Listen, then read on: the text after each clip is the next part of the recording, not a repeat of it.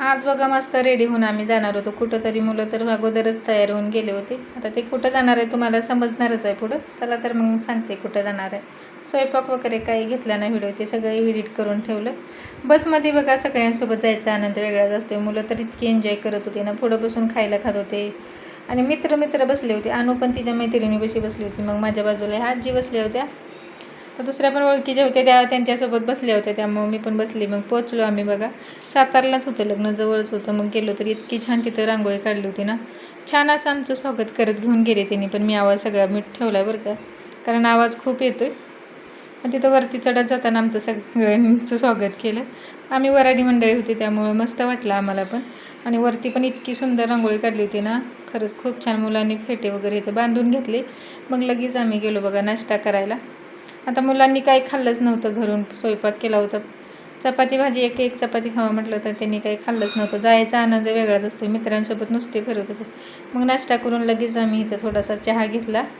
मग गेलो इथं आम्ही गेलो तोपर्यंत नवरदेव इथं परण्याला गेला होता. मग त्यांचा सगळ्यांचा डान्स वगैरे सुरू होता. खूप एन्जॉय करत होते. आता त्यांच्या घरचे अनुदे पाहण्यासाठी गेली होती. त्यांना डान्स करा म्हणतात तर त्या काही डान्स करत नाहीत. तर नवीन ठिकाणी म्हटल्यावर त्यांना लाज वाटते. मस्त अशी बघा नवरीची एंट्री झाली. खूप छान अशी एंट्री केली होती. खूप भारी वाटलं बघा. नवीन ठिकाणी नवीन म्हणजे भेटते काहीतरी शिकायला आणि पाहायला पण. आता गावाकडचे तर सिम्पल असतात लग्न, आमचे तर घरीच करतात. आता जे करायचे ते फक्त मंगल कार्यालयामध्ये वगैरे करतात. पण नवीन ठिकाणी गेलं का खूप भारी वाटते. नवीन काहीतरी शिकायला पण भेटते. आता इथं मग सुरू झाली होती मंगलाष्टिका. अगोदर त्यांचं वेगळीच पूजा होती. आमच्याकडे तर तशी नसते. पण इथं त्यांना आशीर्वाद वगैरे दिला बघा. आम्ही निवांत बसलो. मुलं तर नुसते एन्जॉय करत होते इकडून तिकडून. त्यांना एका ठिकाणी बसवतच नव्हतं. तर लहान मुलं म्हटलं का तसंच असते. त्यांना आशीर्वाद वगैरे दिला. म्हटलं आता चला पोटपूजा करूया.